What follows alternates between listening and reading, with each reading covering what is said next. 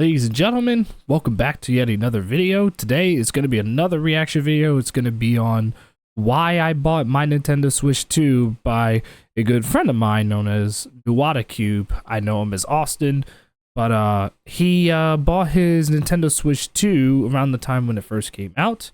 He's a content creator who makes a ton of like retro game collecting content and all that stuff. He recently just got back into content creation literally a month ago when he unboxed the Switch 2 and all that, trying out Donkey Kong Bonanza and stuff like that. So he's mostly been doing this stuff. He even recently did a video with Nightbound92, who I'm pretty sure most of you already know by this point. Those his friends. He and him did some retro gaming pickups, which they've been doing for years now. And in addition, he shows off his own comic, which, yes, Nightbound92 is a comic book writer. He recently put out Phantom Falls. I'll definitely make sure to leave links to those in the description. But with that being said, let's us watch this video and see why he bought his Nintendo Switch 2. Hey everybody, what is up? It's Nuadacube, and today I'm going to be talking about why I bought my Nintendo Switch 2. I can't believe it's been over 2 months since this console came out, and I've had some fun with it, but for the most part lately, my life's been really busy, and I haven't really got the chance to play it as much as I hoped so back when I purchased it, and I have a lot to unpack about why I bought my Nintendo Switch 2. So, I bought it to mostly play my backlog of Nintendo Switch games because, let's be honest, the Nintendo Switch was very underpowered. If you go back to 2020, 2021, we were really hoping to get a Nintendo Switch Pro, and instead of giving us that, Nintendo decided to make the Nintendo Switch OLED. And don't get me wrong, the screen's really nice on the Nintendo Switch OLED, but at the end of the day, it was technology that was back from 2015, 2016, and nothing really improved. And it really showed in the games that have come out within the last couple years. The Nintendo Switch has really been needing a power boost for quite a long time, and I was really disappointed with how Nintendo handled that, and we finally got our Nintendo Switch 2. I actually agree with him on that. I think that you got to remember the Switch came out in 2017, right? So roughly 4 years after the PS4 and the Xbox came out and stuff, right? So it was seen as newer, but it was nowhere near as powerful as its contemporaries, because you got to remember, Nintendo has always predicated themselves on not exactly trying to be the most powerful console in the market, but rather a console that is very much affordable and have high performing games. That's why a lot of times when you take all the past systems, like for example, the Nintendo GameCube or the Wii or whatever, right? Even though there are games on both of those systems that look very good, they were not as powerful as their rivals were. And this is coming from someone who absolutely loves the GameCube, because what they do is that they team up with companies like ATI, better known as AMD nowadays. ATI was actually what it was called when the GameCube first came out. They partnered with them to make proprietary GPUs that were still powerful enough to run at a solid frame rate for a lot of games, but still not to the point where it's so expensive to make, thus making it expensive for consumers, if that makes any sense. 2 months ago, a little bit over 2 months ago, and overall, I'm very pleased with the quality of the hardware. I think Nintendo did a very fine job with it, and it's all I wanted for the Nintendo Switch 2.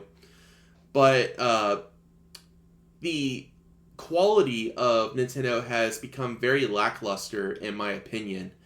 And the reason why I say that is you look at the launch of the Nintendo Switch 2 and you see how they're handling stuff with the whole game keycard thing, and on top of that you see games that they release. We just got Dragon Drive or whatever it's called. And the game looks like it's a lot of fun, but the problem I have with it, it looks very lifeless. Like, it's not going to be very memorable in my opinion, and that's very unlike Nintendo because this is the same company that brought us Nintendo Land back on the Wii U, and that was a very memorable game. It had That's a true. lot of variety to it. They represented their different IPs, and you're not getting that with games like Drag X Drive. And on top of that, they also released the Nintendo Switch 2 Welcome Tour, and it was really disappointing in my opinion because it should have been a pack-in title with the Nintendo Switch 2, but instead they charge users $10 to play the game. I actually agree with that. I agree with that. It should have been a pack-in title, it's pretty much just a glorified instruction manual for the Nintendo Switch 2. I agree with that. 100%. Because like there were other consoles, like for example, the PS5.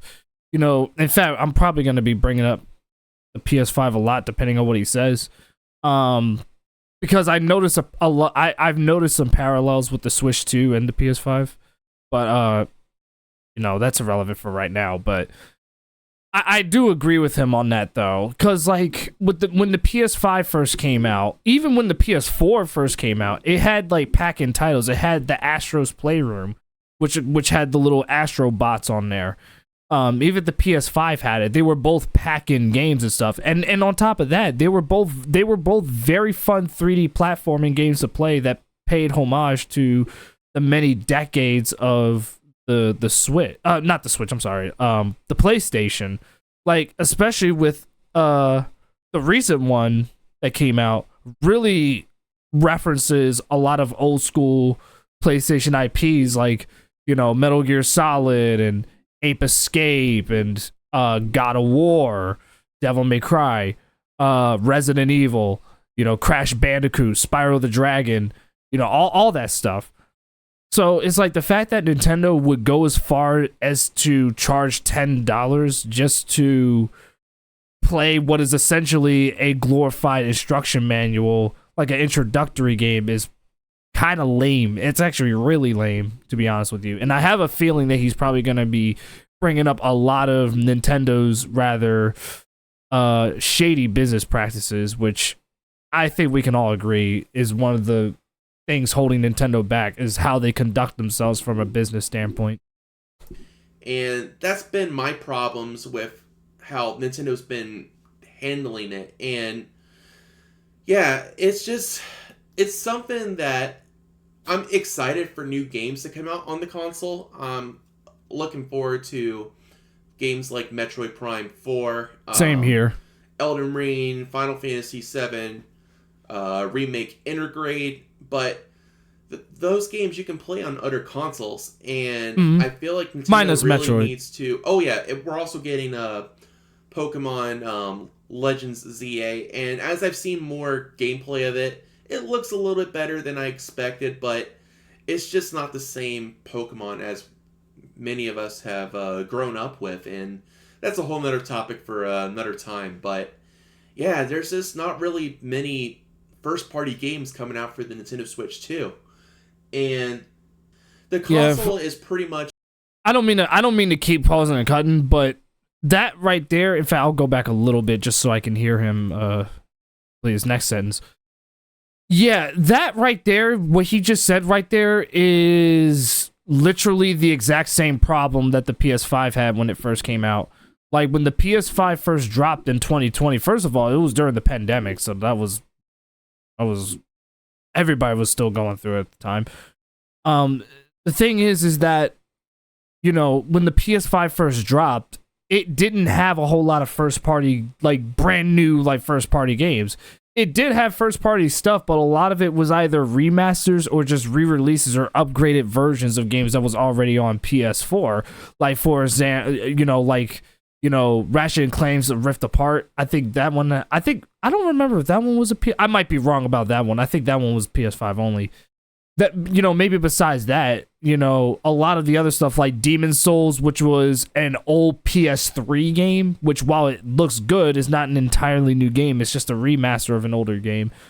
And and the rest of the other games were just games that were already like on PS4, but they were upgraded, and some of them didn't even get PS5 upgrades yet. Like, for example, Cyberpunk 2077, a game that most people were looking forward to playing on PS5, but the PS5 version was heavily delayed because of how Cyberpunk 2077 launched when it first came out. And I remember everybody was practically shitting on that game because of how many glitches there were. I pre-ordered that game on PC and I played through it and beat it. I only had like maybe 2 glitches that were where I had to restart the mission and stuff, and then after that it worked. So my experience wasn't as bad as everyone else's was, but it was still a problem that everybody was suffering from, and the PS4 version didn't perform any better either. So it's like the PS5 also, and it didn't help the fact that the PS5 also wasn't 100% backwards compatible with PS4 games. It is now. It never became fully backwards compatible until like relatively a year and a half or so, or 2 years into his launch. And the same thing is happening with the Switch 2 from what I hear. Like it's not 100% backwards compatible with all Switch 1 games, but they did say that over many patches and stuff it's going to become 100% backwards compatible, which I hope that is true. First party games coming out for the Nintendo Switch 2. And the console is pretty much a backlog Nintendo console for me, because there's many Nintendo Switch games that were very underpowered on the Nintendo Switch. They couldn't run to their full potential. Yeah. And you saw that especially with games now like Scarlet and Violet, which they were very poorly optimized, let's be honest. And they were rushed out the door for holiday sales. And you know it's very sad when people can get that game to run much better on a Steam Deck than an original Nintendo Switch. But that's another topic for I didn't know that, actually. But I actually didn't know that. for the most part, I've been playing my backlog on my Nintendo Switch too. I got the upgrades for Breath of the Wild and Tears of the Kingdom, so I've been going back and getting the Korok seeds, and I've been also enjoying the Zelda notes on the Nintendo Switch app that they have that you can get on your phone. And I heard about that. I think it's cool. I wish that was implemented into the game and not requiring the use of a mobile device, because there's going to come a day where that's going to not exist anymore. But true. That's a whole nother thing for another time as well. But yeah, I've been really wanting a more powerful, beefed up Nintendo Switch, and I feel like Nintendo really delivered with this. And am I going to continue to buy Nintendo games on the Switch too? Yes. Unfortunately, I'm probably not going to be buying third-party games much on the console unless it's something I really want to play, like Persona 3 Reload and Final Fantasy 7 of course. Remake, for example. I knew he was going to say Persona. I'm very happy they're coming to the... I knew he was going to say Persona because he's one of the biggest Persona fans ever. So to hear him say that he would froth out the mouth at the opportunity to buy Persona 3 Reload on that thing, it doesn't come as a shock to me because he's one of the biggest Persona fans that I know. Nintendo Switch 2, but they're going to be game key cards. Now, I don't know about Final Fantasy 7 Remake, but I can assume it probably will be. Quote me if I'm wrong, please, but I really hope that game comes on a full cartridge. But they proved they can do it with games like Cyberpunk 2077, and Nintendo's just given developers two options. Either they purchase the 64 gigabyte game cartridge, or they make their game on a game key cart, or just go all digital on the eShop. And that really sucks. And I know I had a rant about that a while back in a previous video I did, but that's been a major disappointment for me with the Nintendo Switch 2. And the other problem I have too is the fact that Nintendo has the ability to fully disable your console if they think you're doing anything you're not supposed to on the Nintendo Switch 2. I think that is a horrible thing, and that should be illegal. Like, I can understand banning your console from going online if you break their code of conduct, and that's one thing, but to make it to where people can't play their games at all on the console, and you ruin it for anybody else that wants to play that console if they sell it off or whatever.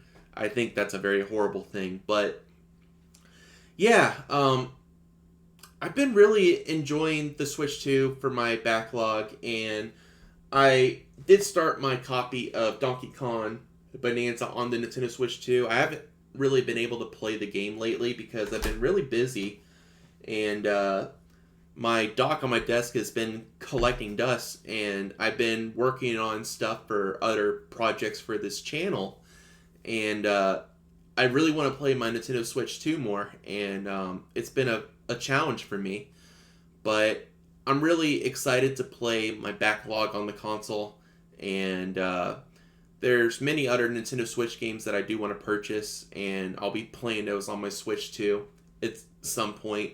I have Cadence of Hyrule, which I picked up recently. I did some videos on that, and I would like to stream it. Just depends on my internet quality here where I live. It's not the same where I used to live, so I might. I was wondering why you wasn't streaming. I'm not sure. Let me know if you guys want to see a Let's Play of Cadence of Hyrule. That would be something really fun to do, honestly. But yeah, let me know how you guys have been enjoying your Nintendo Switch 2. Have you been playing any of Nintendo's newest games? Have you been playing any third-party games? Have you purchased any game key cards? Or are you like me and you're playing your backlog of games on the Nintendo Switch 2? I'm Nuadacube. I'll see you guys later. Keep gaming as always, and hope you have an awesome day. Make sure y'all give him a sub and leave a like on this video too. It will be in the description below. And I actually agree with pretty much a lot of what you said. I mean, it's hard for me to really give a good analysis only because I don't own a Switch 2, not at the moment anyway. But he definitely has a more moderate take, and on the Switch 2. Because my problem with a lot of people when they talk about the Switch 2 is just the fact that like a lot of them just go on a whole like tirade and stuff like that. But I love how Austin's able to articulate as to what makes the Switch 2 good, but also what makes it bad, and criticizing Nintendo's business practices without coming off in a very unprofessional and hateful way. So I do appreciate that, and I agree with a lot of it too, honestly. Nintendo just gotta really understand that some of their decisions can cost them money and everything. So it's like if they don't loosen up with their policies and stuff on the Switch 2 and stuff, it's gonna bite them in the ass. And we're only saying this. Me and Austin would only be saying this stuff because we care. We like Nintendo enough to the point where we don't want to see it turn for the worse. And that starts with holding them accountable for some of the stuff that they do. I think that's the best way to handle it, rather than just blindly attacking them, like just going guns blazing. But anyway, let me know what you guys think in the comments below. Like I said, be sure to subscribe to the channel and subscribe to his channel, Nuadacube. It definitely will be in the description below, as well as the video. And I'll see you all in the next video.